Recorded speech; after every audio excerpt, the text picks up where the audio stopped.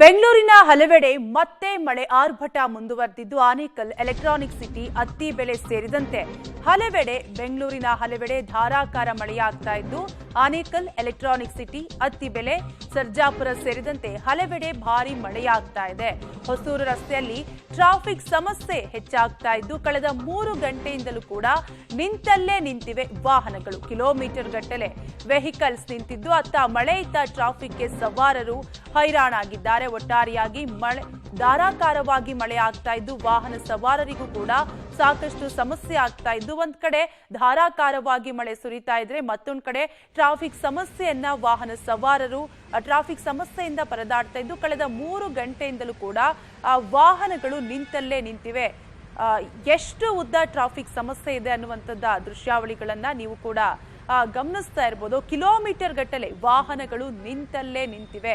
ಇನ್ನೂ ಕೆಲವು ವಾಹನಗಳು ಮಳೆ ನೀರಲ್ಲಿ ಕೆಟ್ಟು ನಿಂತಿವೆ ಅನ್ನುವಂತಹ ಡೀಟೇಲ್ಸ್ ಕೂಡ ಸಿಗ್ತಾ ಇದ್ದು ಒಟ್ಟಾರೆಯಾಗಿ ಬೆಂಗಳೂರಿನಲ್ಲಿ ಧಾರಾಕಾರ ಮಳೆ ಆಗ್ತಾ ಇದ್ದು ಮಳೆರಾಯ ಅಬ್ಬರಿಸಿ ಬೊಬ್ಬರಿಯುತ್ತಿದ್ದು ಸಾಕಷ್ಟು ಅವಾಂತರಗಳು ಉಂಟಾಗ್ತಾ ಇದ್ದು ವಾಹನ ಸವಾರರಿಗೂ ಕೂಡ ಸಾಕಷ್ಟು ಸಮಸ್ಯೆ ಆಗ್ತಾ ಇದೆ. ಇನ್ನು ಮಳೆ ನೀರಲ್ಲಿ ಫಾರ್ಚುನರ್ ಕಾರು ಕೆಟ್ಟು ನಿಂತಿದ್ದು ವಾಹನಗಳು ಯಾವ ರೀತಿಯಾಗಿ ಕಿಲೋಮೀಟರ್ ಗಟ್ಟಲೆ ನಿಂತಲ್ಲೇ ನಿಂತಿವೆ ಅನ್ನುವಂತಹ ದೃಶ್ಯಾವಳಿಗಳನ್ನ ನೀವು ಕೂಡ ಗಮನಿಸ್ತಾ ಇರಬಹುದು.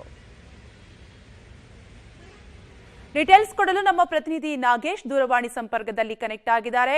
ನಾಗೇಶ್, ಬೆಂಗಳೂರಿನಲ್ಲಿ ಧಾರಾಕಾರ ಮಳೆ ಆಗ್ತಾ ಇದ್ದು ವಾಹನ ಸವಾರರಿಗೆ ಯಾವೆಲ್ಲ ರೀತಿ ಸಮಸ್ಯೆ ಆಗ್ತಾ ಇದೆ? ಇವತ್ತು ಮತ್ತೆ ಬೆಳಿಗ್ಗೆಯಿಂದನೂ ಕೂಡ ಆಗಾಗ ಮಳೆ ಬಂತು. ಸಂಜೆ ನಂತರ ಸಾಕಷ್ಟು ದೊಡ್ಡ ಮಟ್ಟದಲ್ಲಿ ಮಳೆ ಬಂದಂತ ಕಾರಣಕ್ಕಾಗಿ ಬೆಂಗಳೂರಿನ ಹೊರವಲಯದಲ್ಲಿ ದೊಡ್ಡ ಮಟ್ಟದ ಟ್ರಾಫಿಕ್ ಜಾಮ್ ಉಂಟಾಗಿದೆ ಅನ್ನುವಂತ ಮಾಹಿತಿಗಳು ಲಭ್ಯವಾಗ್ತಿರುವಂತದ್ದು. ಬಹಳ ಪ್ರಮುಖವಾಗಿ ಹೊಸೂರು ರಸ್ತೆ ಏನಿದೆ ಕಳೆದ 2 ಗಂಟೆಯಿಂದ ಕೂಡ ಗಾಡಿಗಳು ನಿಂತಲ್ಲೇ ನಿಂತಿದ್ದಾವೆ ಅನ್ನುವಂತ ಕಾರಣಕ್ಕಾಗಿ ಅಲ್ಲಿ ಟ್ರಾಫಿಕ್ ನಲ್ಲಿ ಸಿಲುಕಿರುವಂತ ಜನರು ಅಲ್ಲಿರುವಂತ ಒಂದು ದೊಡ್ಡ ಮಟ್ಟದ ವಾಹನವನ್ನ ಏರಿ ವಿಡಿಯೋವನ್ನ ಮಾಡಿ ಈಗ ಕಳಿಸಿರುವಂತದ್ದು ಕೂಡ ಗೊತ್ತಾಗ್ತಿರುವಂತದ್ದು. ಕಳೆದ 2.5 ಗಂಟೆಯಿಂದಲೂ ಕೂಡ ಹೊಸೂರು ರಸ್ತೆ ಸುತ್ತಮುತ್ತ ಬಹಳ ದೊಡ್ಡ ಮಟ್ಟದ ಟ್ರಾಫಿಕ್ ಜಾಮ್ ಉಂಟಾಗಿದ್ದು ವಾಹನ ಸವಾರರಿಗೆ ಸಮಸ್ಯೆ ಆಗ್ತಾ ಇದೆ ಅನ್ನುವಂತ ಮಾಹಿತಿಗಳು ಇರುವಂತದ್ದು. ಈಗಾಗಲೇ ಸಂಚಾರಿ ಪೊಲೀಸರು ಆ ಟ್ರಾಫಿಕ್ ಅನ್ನ ತಿಳಿಗೊಳಿಸ್ಲಿಕ್ಕೆ ಎಷ್ಟೇ ಪ್ರಯತ್ನ ಮಾಡಿದ್ರು ಕೂಡ ಆಗ್ತಿಲ್ಲ ಅನ್ನುವಂತ ಮಾಹಿತಿಗಳು ಕೂಡ ಗೊತ್ತಾಗ್ತಿರುವಂತದ್ದು. ಹಾಗಾಗಿ ಕಳೆದ 2 ಗಂಟೆಯಿಂದಲೂ ಕೂಡ ಹೊಸೂರು ರಸ್ತೆ ಸುತ್ತಮುತ್ತ ಇರುವಂತ ಟ್ರಾಫಿಕ್ ಜಾಮ್ ಏನಿದೆ ಅದನ್ನ ಕಡಿಮೆ ಮಾಡ್ಲಿಕ್ಕೆ ಪೊಲೀಸರಿಗೆ ದೊಡ್ಡ ಮಟ್ಟದ ತಲೆನೋವಾಗಿದೆ ಅನ್ನುವಂತ ಮಾಹಿತಿಗಳು ಈಗ ಗೊತ್ತಾಗ್ತಿರುವಂತದ್ದು.